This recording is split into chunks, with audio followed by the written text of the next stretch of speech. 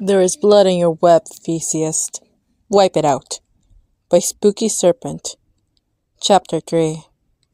Trigger warnings. Child death. Blood and injury mention. Past abuse and swearing. Let me get this right. Wilbur starts, and Phil can already feel the migraine setting in. This random Russian guy, Theseus, shoots you 3 times and then disappears, and he's supposedly the one that's been fucking up everyone. With Wilbur like this, back to bookshelf, glasses on his nose and hair a mess, Phil feels like he's being scolded by a teacher. There's an edge to his eyes though, ones that promise pain to those who injured his adoptive father. Phil nods, sighing loudly as Techno props his healed leg. They all know they don't have to worry, considering Phil can't die, but if his son wishes to fuss, Phil isn't going to stop him. Yes, that's what I said, mate. Have you pissed off any Russians we should know about? Wilbur asked, voice aggressive, and Phil really doesn't want to have this conversation.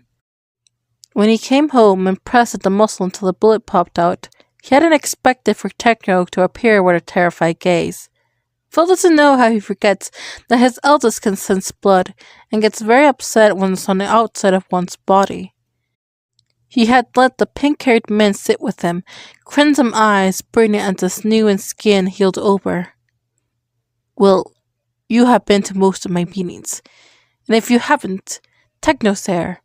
Have you heard of any Russians I pissed off? Wilbur narrows his eyes and opens his mouth, but Techno beats him to it. Do I need to find this guy? Phil shrugs. Normally I would say yes. Wilbur's eyes narrow further. But he only shot me when I told him I couldn't let him go. Something tells me we'll be seeing him soon. Phil. Dad. Dadza. How could you ever? Techno looks at Phil and interrupts Wilbur, calmly asking, What was it?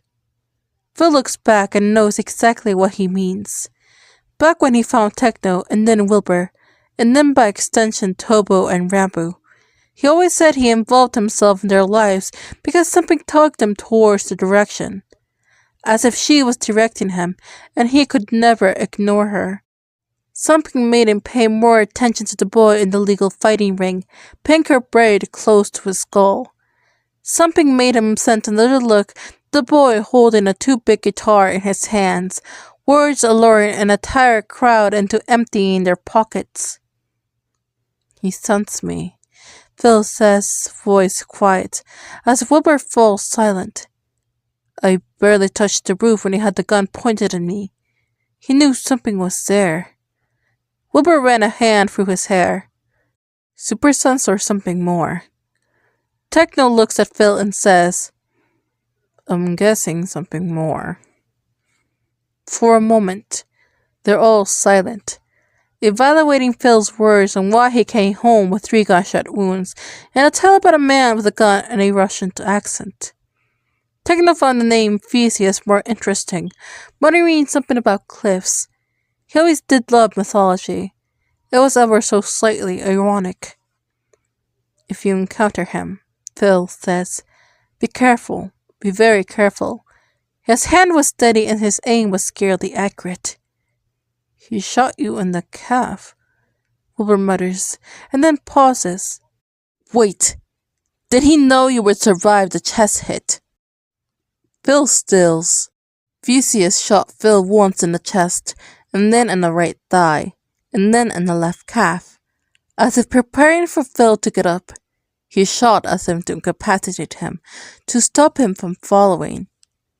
Even if Phil thinks about it, something else doesn't add up. The man made a joke about bullet holes in his wings, yet never shot at them, which have definitely have led Phil to never follow him after. He didn't shoot my wings, he whispered, and then realized his boys were talking between themselves while he zoned out. Phil, Techno says, we have more worrying things to consider, like the fact that Theseus might believe the stories told about us. No, but think about it. With that aim, he could have left me flightless, yet he shot my legs instead. Wilbur blinks. You don't honestly believe a man aiming for your heart has compassion because he didn't shoot your wings? When Phil doesn't respond, Wilbur groans. Oh my god. Seriously? Phil points at him threateningly. I would like to remind you, you told me to walk into traffic. You were being creepy and following me, Wilbur snaps, crossing his arms over his chest, blowing curls from his eyes. What was I supposed to think? Wilbur. Techno interrupts as Wilbur takes a breath. You're missing the biggest problem here with Phil's statement. Which is, Wilbur hisses, that he referenced trying to adopt you even when you try to kill him, which means... Oh, for fuck's sakes! Wilbur breathes, eyes wide. Phil, you're not considering offering this guy a place in this family. For all we know, he can be in his 30s. Techno grumbles. How cringe. Phil rolls his eyes. I'm not offering him a place in our family, but I would like to offer him a job. That aim, he'll be an amazing mercenary. Wilbur and Techno share a look. We don't want another brother. Wilbur threatens, them sighing and leaning back against the bookshelf. But yes, we'll be careful if we see him. It's not like he can do much damage with our powers. Phil smiles at him and then reaches for where Techno is still beside him, fingers curling at the back of Techno's neck. That is all I ask. Even as they move on, the syndicate doesn't run itself, unfortunately. Phil cannot help but feel the same sensation tug him towards Theseus. Something is off about him, and Phil is determined to figure out what. The birthday party is an audacious one, filled with bouncy castles and clowns, fire breathers, and occasional celebrity. Theseus doesn't have to focus on his face, except it bleeds him through the crowd. His hand is warm, a startling heat, and Theseus briefly wonders what an 11-bed house is going to look like when it goes up in flames. The girls with a sweet stand, Scepter murmurs, and Theseus nods. I'll be by the adult table. You have 10 minutes. It takes 7. It doesn't take much to lure her away from her family and up to her bedroom at the suggestion of seeing her dollhouse. He makes it quick and efficient. The mission brief mentioned nothing about adding torture or pain. The messy part came after, where he takes her pinky finger and leaves it by her body. This is a message. A bloody one. A deadly one. Theseus doesn't ask what about or who for. He assumes we're one of the parents, but the higher-ups hadn't mentioned anything, and Septum, who had the main brief, also told him the bare minimum. If his handler doesn't think he should know, then he's not going to be a nuisance and garner a punishment by unnecessarily asking. He's by Septum's side by the 8-minute mark, and the man ruffles his hair on approach, scanning him for blood that won't be there. Had fun, he asks, and it means having accomplished your mission. Yes, Theseus replies. Septum nods. Good. They're already in a car, turning away from the house when Septum presses something on the disposable cell phone. In the mirror, orange flames greet them. Septum's eyes burn with the same fire. Theseus watches for a few more seconds, then settles in for a long ride back. It takes a week at Nikki's bakery before Tommy stumbles across Wilbur again. He's pretty sure Nikki made him the unofficial taste tester, not that he'll ever refuse anything she offers him.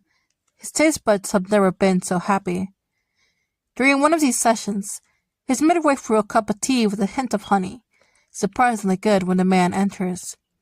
He swapped out his brown outfit for a yellow sweater and blue jeans, glasses nowhere in sight. Nikki, it's been too... Oh, you, Wilbur says, voice losing enthusiasm at the end when he spots Tommy. Tommy won't lie. That does put a smile to his face. Hey, bitch. Wilbur rolls his eyes. Hey, Gremlin, did you steal my watch? Tommy blinks at him, furrow to his brow. Watch? Why the fuck would I want your shitty things? Wilbur studies him for a moment, but Tommy doesn't budge. He has turned his back to Nicky with a pout. Your friend is being mean. He's calling me a thief. Well, be nice, Nicky commands, and Wilbur immediately starts sputtering. Hey, I didn't. There wasn't. Wilbur groans and then says in a softer voice, Can I have an iced caramel latte, please? Only if you apologize, Tommy murmurs, big eyes up at Nicky. I'm not fucking. Will, Nicky says, voice deadly, and Wilbur gulps. I apologize for insinuating you're a thief, random child, Wilbur says, voice honeyed. Tommy narrows his eyes. That's big man Tommy for you, bitch. Tommy, stop calling Wilbur a bitch, Nicky says, turning her back to start making Wilbur drink. But, Tommy? He sighs, and then looks at Wilbur with his angriest glare. Fine. Wilbur's not a bitch. Wilbur beams, cocking his hip to rest against the counter. Thank you. He's a bastard. Wilbur sighs, smile dropping off his face in seconds. I spoke too soon. Tommy resumes eating his cakes as Nicky hands Wilbur his iced latte. Nicky is a source of sweet goodness, while his cupboards are packed with only necessities. He has pasta and rice, bread, milk in the fridge, a couple of chicken breasts in his freezer, and his fruit bowl is stacked high with apples and bananas. In fact, his entire apartment is basic of his cupboards. His bed is pushed against the wall, next to the fire escape window, and his clothing rack is in the opposite wall. He only has one couch, and a tiny television he only watches at night for the news. He has his clothes and his food, and there's water in the taps. His apartment is littered with concealed weapons, and his huntsman gear is hidden underneath his couch. That's all he needs. Food, water, a bed, and a place to keep his fitness. He pauses mid-bite. Maybe he should buy some paint. He has to fit in somehow. So, Tommy.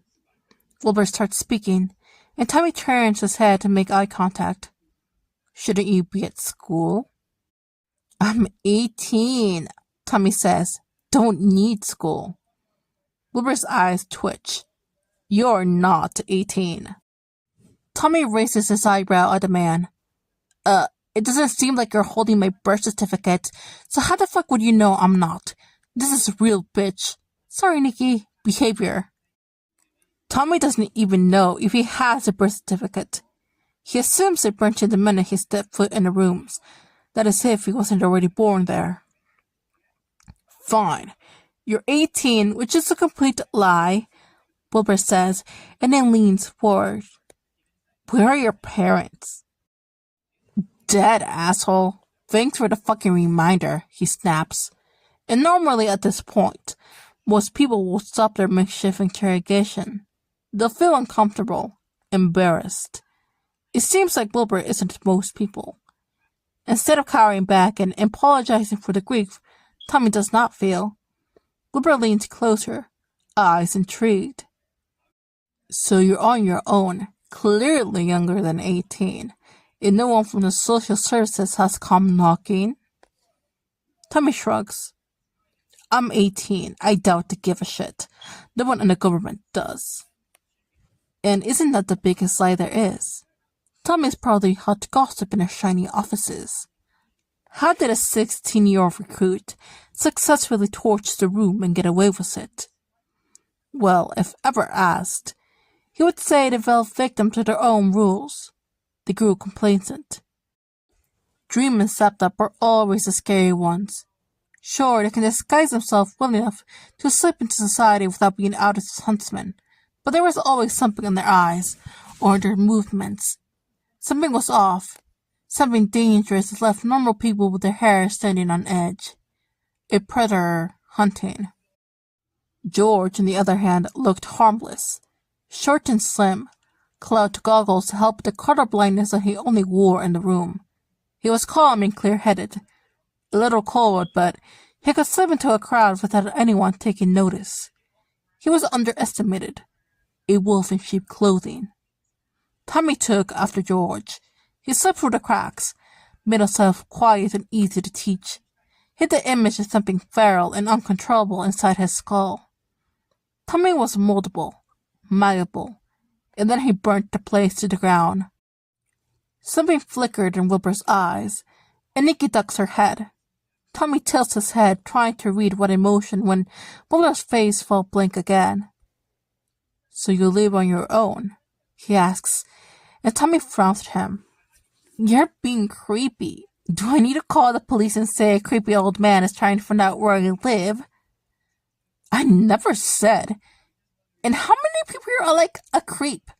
Tommy finishes, and Wilbur just sighs. "I feel like I need to take at least 6 coffees to deal with you," Wilbur mutters.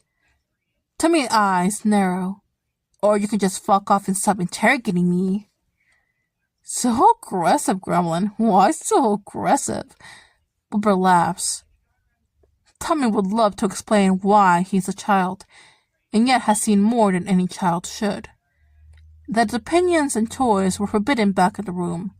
He's loud and annoying and aggressive because he's finally able to be. He doesn't have to be a detached killer anymore. Wilbur then grins at Nikki, unaware of Tommy's inner turmoil. "I think that's my cue. Thanks for the coffee." He slips his hand into his pockets and pulls out $20. When she tries to bat his head away, he shoves it into the tip jar with a smirk. "Bye, Nikki. Bye, insufferable child." Wilbur calls as he leaves, bell chiming behind him. Tommy turns back to Nikki after flipping Wilbur off with his middle finger. "I thought you said he loved me." Nikki laughs. The sound is warm and slightly terrifying as she turns, eyes sparkling with knowledge, meaning he clearly missed something in their interaction. "Tommy," she says, "he adores you." Tommy blinks. Creep. That night, on his encrypted laptop, he types in Wilbur's name and hunts him down. As the night gives away to day, Tommy's fingers are numb, but the pain is worthwhile. Worthwhile even if he can't find anything more than some paperwork, employment, age, and medical records that don't exist, or at least are buried so heavily, even Tommy has difficulty finding them. He has names, though, and names are important. Wilbur Minecraft, formerly Suit, brother to Technoblade Minecraft, the eldest son to Phil's of Minecraft. End of chapter.